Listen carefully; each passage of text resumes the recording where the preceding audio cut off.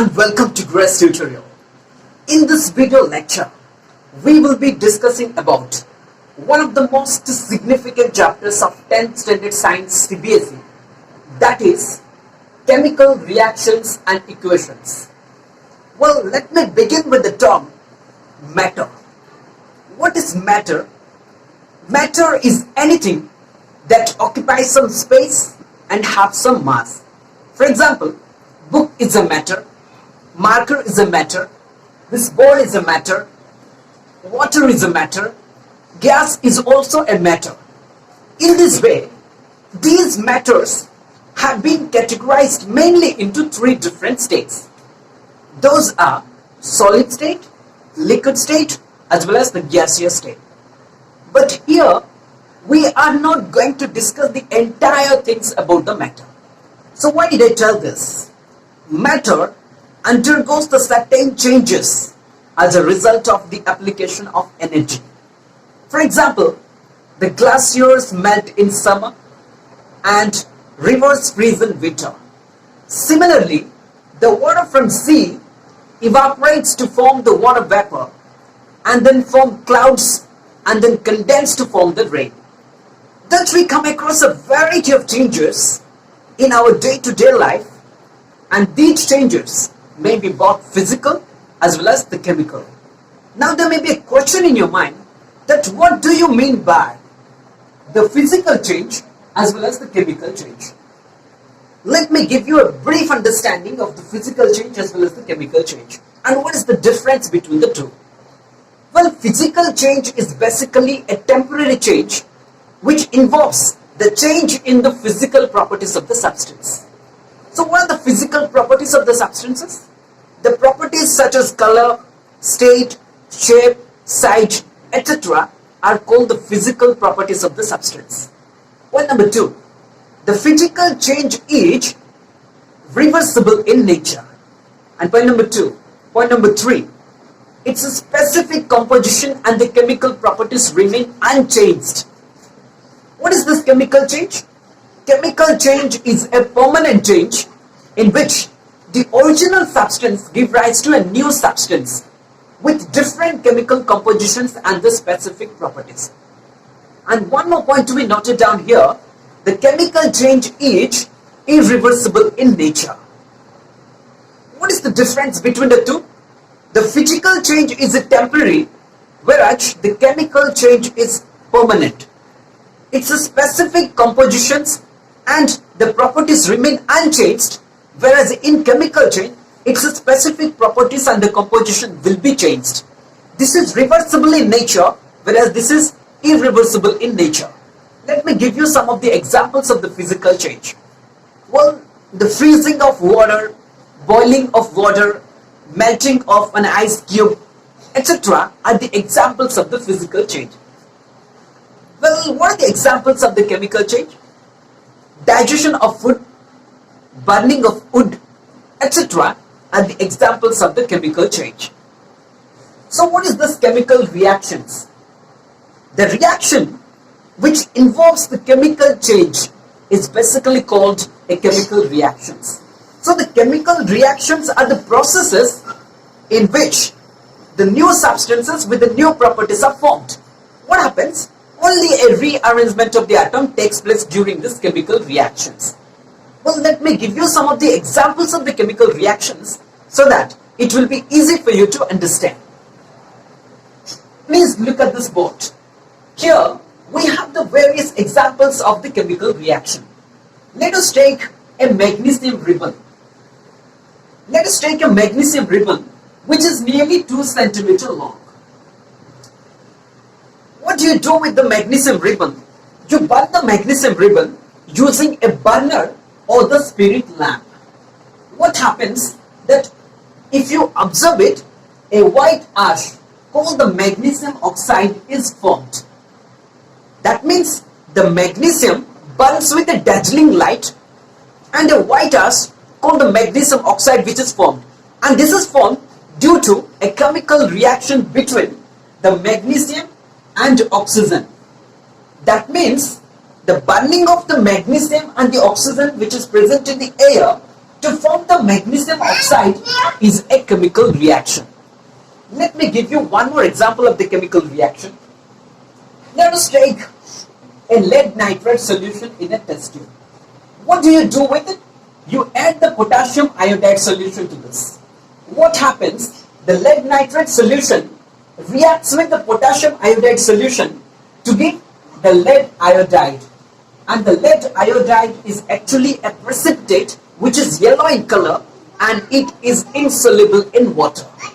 That means the chemical reaction takes place as a result of the formation of the precipitate as well.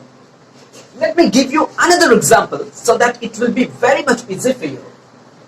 Let us take a conical flask and take the few zinc granules in a conical flask and add the dilute hydrochloric acid or dilute sulfuric acid.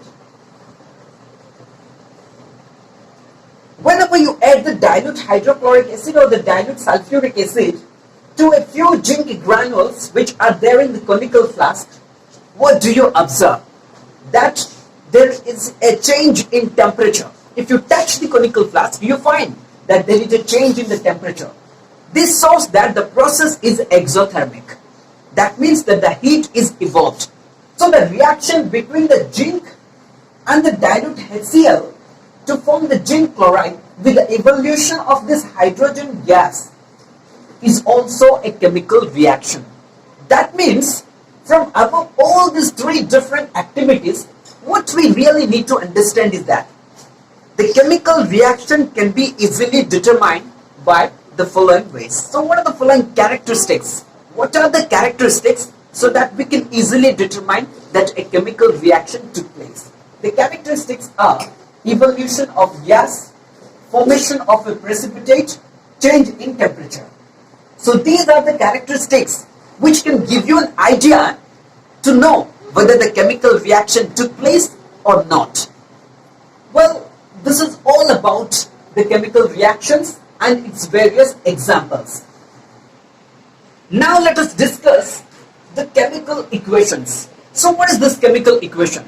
Well, the method of representing a chemical reaction with the help of the symbols and the formula of the substances involved in it is known as the chemical equation. Well, the bonding of the magnesium with oxygen which is present in the air to form the magnesium oxide. The chemical equation I have written here in the board. Just have a look. This is actually a word equation.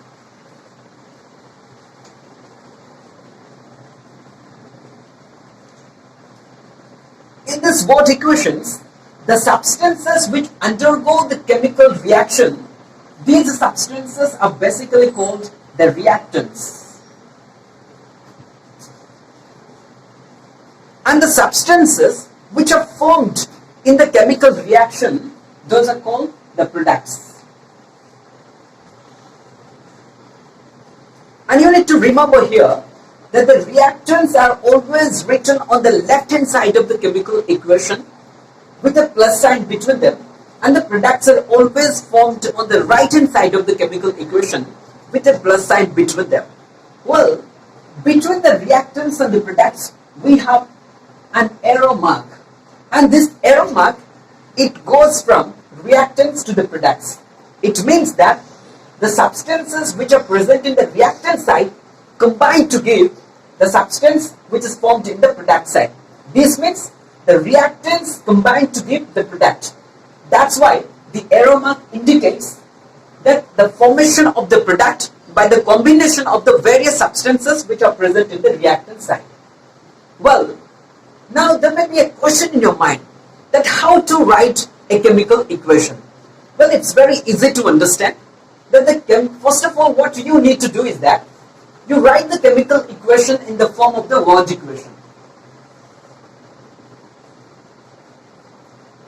To write the chemical equation in the form of the word equation, that means what all the substances are represented, it should be written with a plus sign between them, and the substances which are formed, it should be written with a plus sign between them, but that is in the right hand side of the chemical equation. Yes. So what we really need to do is that, first of all, I have written in the word equation. Now, I have to change it into the symbols and the formula of the substances. Well, the magnesium is written as Mg, and oxygen, O2, gives rise to MgO. That is magnesium oxide. So now, you please count the number of atoms which is present in the reactant side as well as the product side. Do they match? If not, then that chemical equation is called the unbalanced chemical equation. Look at here. In the reactant side, we have one magnesium. In product side also, we have one magnesium. But if you look at the number of oxygen atom, in the reactant side we have 2 oxygen atom, and in the product side we have 1 oxygen atom. That means here the oxygen atom is not balanced. So this is an unbalanced chemical equation. Such an unbalanced chemical equation is basically called a skeletal chemical equation.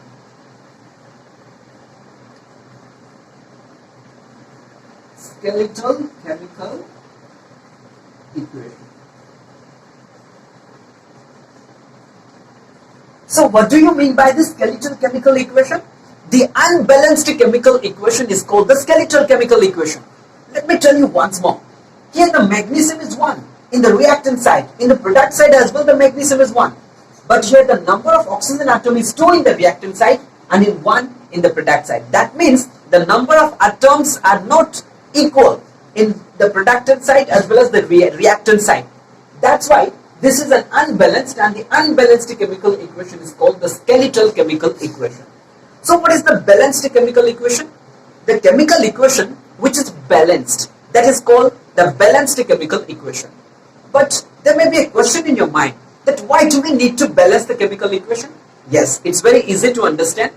We need to balance the chemical equation, and it is very necessary to balance the chemical equation. Why?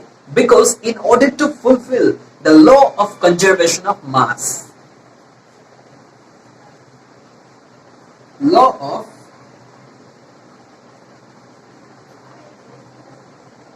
conservation of mass. Well, then what does the law of conservation of mass state? The law of conservation of mass states that the number of atoms in the reactant side should be equal to the number of atoms in the product side. So in order to fulfill the requirement of the law of conservation of mass, a chemical equation needs to be balanced. But now the question is, how to balance the chemical equation? Let me give you a brief understanding, and let me tell you some of the steps, important steps, so that you can understand that how to balance a chemical equation. If any chemical equation is given to you, then how to balance that chemical equation? We need to follow that steps. Now let us try to understand that what are the different steps that we need to follow to balance the chemical equation. Well, it's very simple, my dear students. First of all, you need to write the chemical equation in the form of the word equation. So what is the first step that we need to follow? We need to write that chemical equation in the form of the word equation. And the step number 2, we need to convert that word equation into the symbols and the formula. And step number 3, number of atoms should be equal in both the reactant side as well as in the product side. And step number 4, don't change the formula while balancing the chemical equation, because if you change the formula while balancing the chemical equation, that will come something different.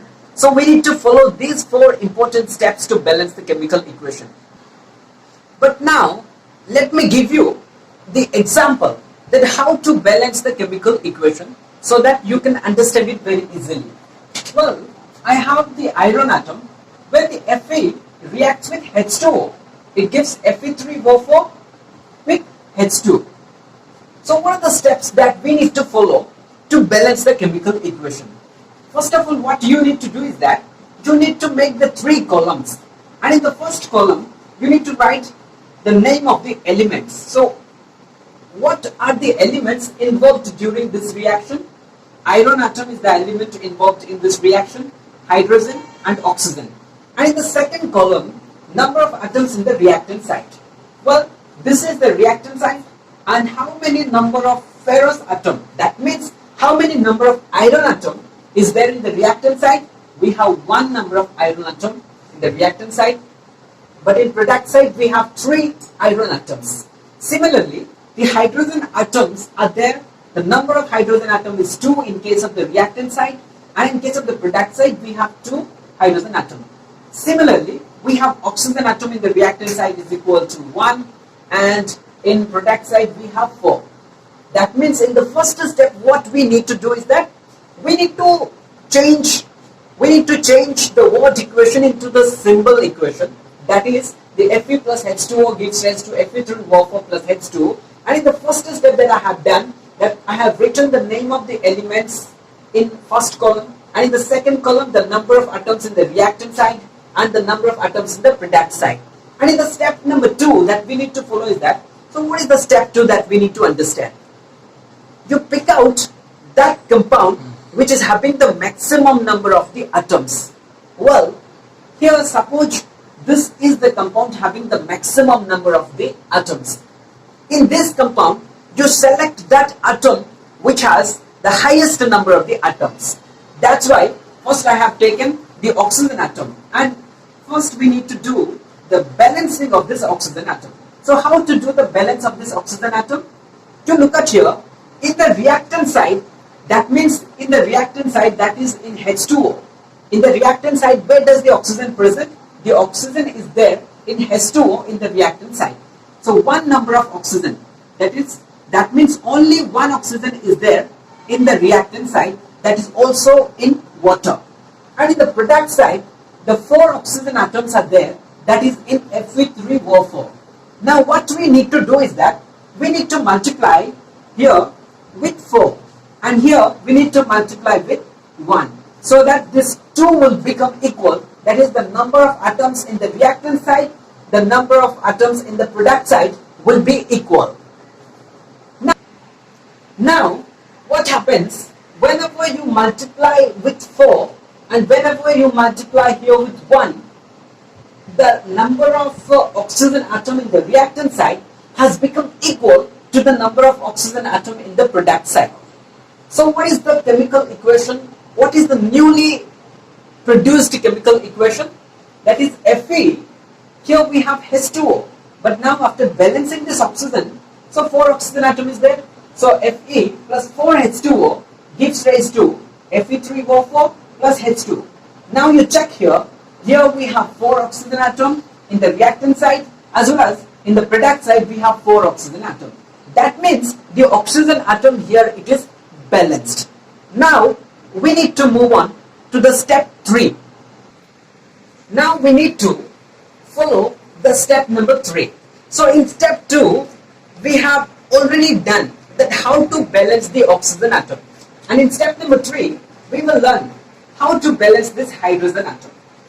Well, you look at here, if you look at this equation, we have 8 hydrogens in the reactant side and we have 2 hydrogens in the product side. So what we need to do in order to balance that one, you multiply this 8 with 1 and you multiply this 2 with 4, so that the number of hydrogen atom in the reactant side will be equal to the number of atoms in the product side. So what is the newly established chemical equation after balancing the hydrogen atom here? The newly established chemical equation is Fe plus 4H2O gives rise to Fe3O4 plus 4H2. Now look at here, the newly established chemical equation after balancing the hydrogen atom. In the reactant side we have 8 hydrogen atoms and in the product side we have 8 hydrogen atoms. That means the hydrogen atom is balanced. Now we have to look at the step number 3.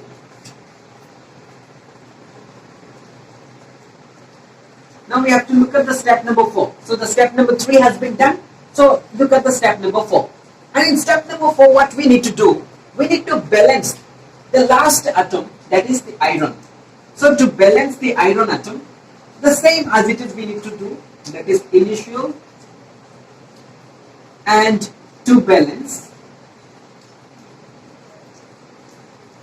and in reactants and in products.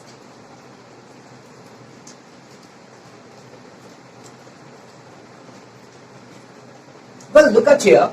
If you look at this equation, the newly established equation, here we have one iron atom.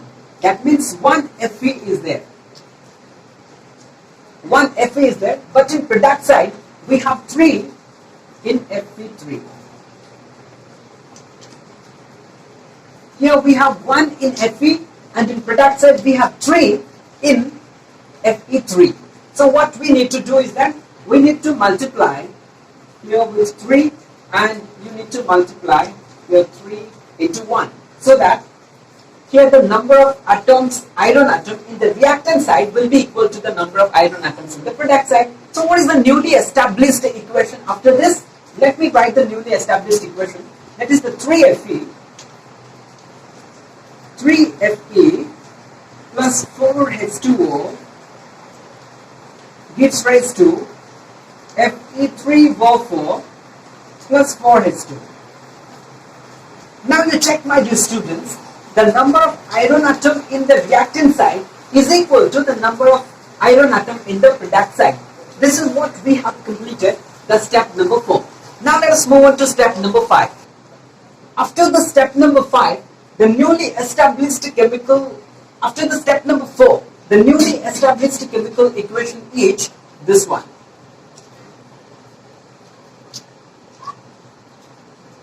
So what we need to do in order, in the step number 5, you check the correctness of the balanced equation. Well, look at here. Here in first column we have atoms, and in the second column we have the number of atoms in the reactant side, and in third column we have number of atoms in the product side. Now you check this equation. Here the number of iron atom in the reactant side is equal to 3, and in the number of iron atom in the product side is also equal to 3. Here the number of hydrogen atoms in the reactant side is equal to 8, that is 4 into 2, 8, and here the number of hydrogen atoms in the product side is equal to 8. Similarly, the number of oxygen atom in the reactant side is equal to 4, and in the number of oxygen atom in the product side is equal to 4 as well. That means the chemical equation is balanced. That is, the number of atoms in the reactant side have become equal to the number of atoms in the product side. And this balancing of the chemical equation, this method of balancing the chemical equation is basically called the heat and trial method. Now let us try to understand how to write the state symbols. Well, you see, the solid state is written in the form of small s. Similarly, the liquid state is also written in the form of small l, and if that is the gaseous state, then it will be written as the small g. And if it is the aqueous solution, that means the solution made in water, then that is written as AQ. And if any precipitate is formed, then we need to mention an arrow pointing downwards. And if there is a chemical reaction takes place by the evolution of a gas, and to mention that the gas has been evolved, we need to put the arrow mark pointing the head of that arrow upward. Well, there is also one more thing that we need to understand, that in a chemical reaction, how can we understand the actual heat evolved in a chemical reaction? So the actual heat evolved in a chemical reaction, if it is exothermic, then we need to mention it with plus sign, and if it is endothermic, we need to mention it with minus sign. So here, look at here, the carbon treats with oxygen to give the carbon dioxide with the evolution of the heat. That means this process is exothermic. That means the heat is evolved here. And here the nitrogen, it reacts with the oxygen to give the nitric oxide, that is 2NO, and this process has been taken place by the absorption of the heat. That's why here it has been represented with minus 180 kilojoule. And one more point to be noted down here, when the nitrogen reacts with hydrogen here in this chemical reaction, here I have mentioned something above this arrow mark, that is the 500 degrees centigrade, 200 atmospheric pressure, and the iron catalyst. That means what all the temperature, the atmospheric pressure, as well as the catalyst should be mentioned above or below the arrow mark in that chemical reaction, so that it will be easy to make the chemical reaction clear. Now we need to understand the types of the chemical reactions. Well, depending upon the type of the chemical changes taking place, the chemical reactions are categorized into the various types. Number one, the combination reaction. Number two, decomposition reaction. Number three, displacement reaction. And number four, double displacement reaction. Let us discuss one by one. What is this combination reaction? When the two or more substances combine together to give a new substance, then that is called a combination reaction. That means the two or more substances, they combine to give a new product. Let me give you some of the examples of the combination reaction so that it will be easy for you to understand. Look at here. This is the calcium oxide, which is also known as the quicklime. When the quicklime is dissolved in the water, that is a liquid, then what happens? Then calcium hydroxide is formed. That means the calcium oxide reacts with the water to give the calcium hydroxide. This is actually a combination reaction. These two substances combine together to give this new product. Similarly, we have one more example where the magnesium reacts with the oxygen to give the magnesium oxide. That means here the two substances react with each other to give this product. This is also a combination reaction. Similarly, another example, hydrogen plus oxygen gives rise to more. When the hydrogen gas and oxygen gas react together, they combine together, we get water, that is H2O. That is also a combination reaction. Similarly, we have ammonia NH3, we have HCl, hydrogen chloride or hydrochloric acid. When this ammonia reacts with HCl, it gives ammonium chloride. That means these two substances combine together to give a new substance, that is ammonium chloride, and it is also a combination reaction. And one more combination reaction example is that when the carbon monoxide reacts with oxygen, it gives the carbon dioxide. This is also the example of the combination reaction. Now let us move on to the second type of the chemical reaction. Now we need to understand that what is this decomposition reaction. So the decomposition reaction is defined as the reaction in which a single compound splits to give the two or more substances. For example, this decomposition reaction is basically categorized into three types. One is the thermal decomposition reaction, and number two, the electrolytic decomposition reaction, and number three, the photochemical decomposition reaction. So what is the thermal decomposition reaction?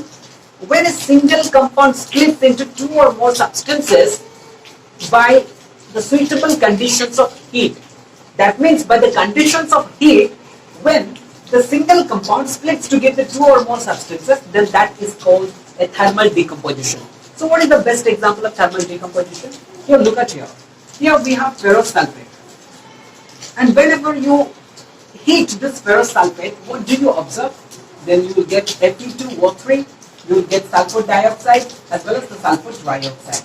This is basically, that means here the one substance splits to give the two or more substances. So this is a decomposition reaction.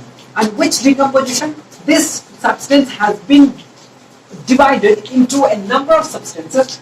This substance has been broken by the heat. Therefore, this is called a thermal decomposition. Well, next move on to the second one. What is this electrolytic decomposition? Well, here in this electrolytic decomposition, when one substance splits to give the two or more substances using an electricity, then that is what basically called the electrolytic decomposition. What is the best example? Look at here. Here we have liquid water. When the electricity is passed through the water, we have hydrogen as well as the oxygen. That means it did split into two different categories from the liquid by passing through the electricity. Well, similarly, we have another type of the decomposition reaction, that is the photochemical decomposition. So what is this photochemical decomposition? Well, when photo means light, okay? So whenever a single substance splits to give the two or more substances by a sunlight or exposing it to a sunlight, then that substance splits to give the two or more substances, and that is a decomposition. But what type of decomposition it is? It is a photochemical decomposition. That means the two edges here, that is the silver chloride, is passed through the sunlight to get the Ag, silver, as well as the chlorine gas. So these are the three different examples of the decomposition reaction. In this way, we can give the various examples of the decomposition reaction. Many more examples are there.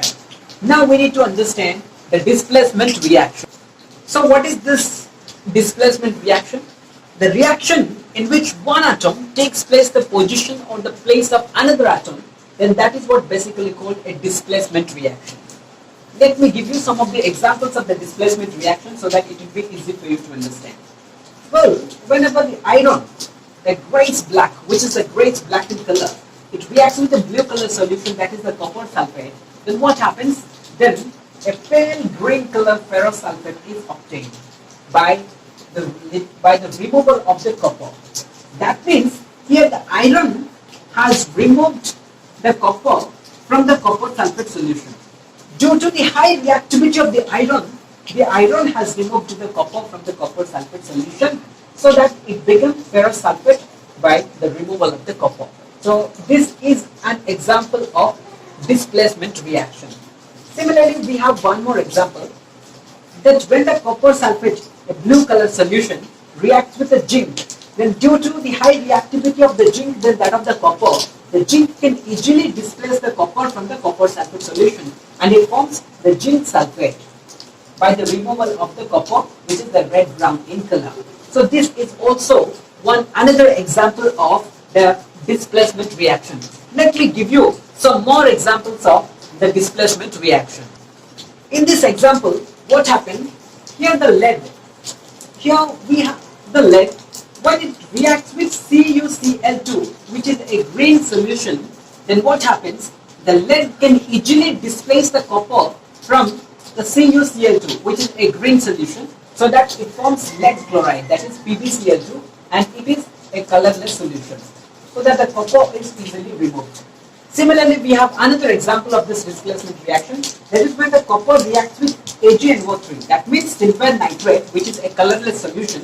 What happens? Here the copper, due to the high reactivity of copper than that of the Ag, this copper can easily displace the Ag from the AgNO3 solution to give the copper nitrate, which is blue in color. And we have Ag, that means the Ag has been removed from this reaction by the reaction of the copper with the AgNO3. So you may ask me the question that why the Ag from the AgNO3 has been removed, replaced. Due to the high reactivity of this copper, the copper could displace the Ag from AgNO3 and it formed the CuNO3 also, that is the blue coloring solution, by the removal of the Ag. So these are the examples of displacement reaction. Now let us discuss the fourth type of the chemical reaction, that is the double displacement reaction. So what is this double displacement reaction? The reaction where there is an exchange of ions between the reactants to give a new substance is called a double displacement reaction. So let me give you some of the examples of the double displacement reaction so that you can understand it very easily. When the sodium sulfate solution, when the sodium sulfate reacts with the barium chloride, then what happens? Here the sodium, the positively charged sodium, it reacts with the negatively charged chlorine from this barium chloride to give the barium.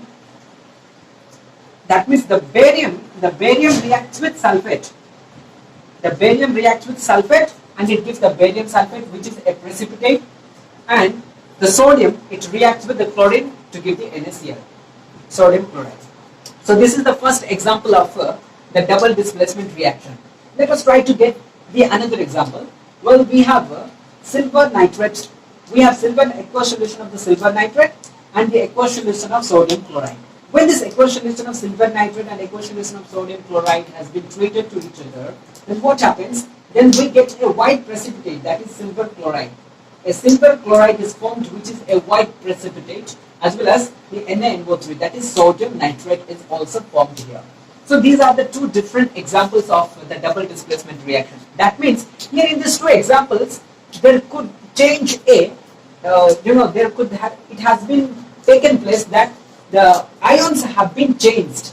That means here the sodium has been mixed with the chlorine atom from this barium chloride and it has produced the NaCl. Similarly, this barium reacted with the sulfate of the sodium sulfate aqueous solution to give the barium sulfate, which is a precipitate.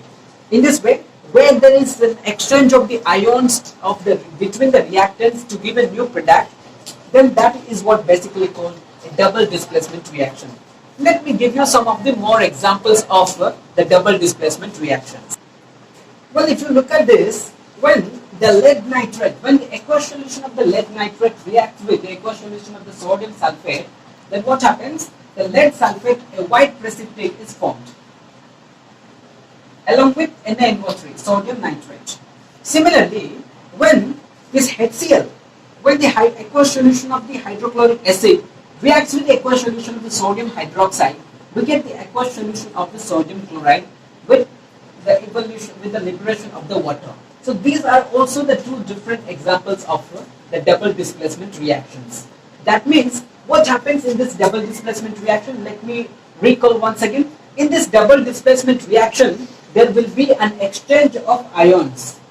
So only the exchange of the ions take place in the double displacement reaction. The exchange of ions takes place between the reactants to give the new products. Well, I have given you the various examples of the double displacement reactions, and this is all about the types of the chemical reactions. Well, thank you very much for watching, and if you do like, please share and subscribe to our YouTube channel.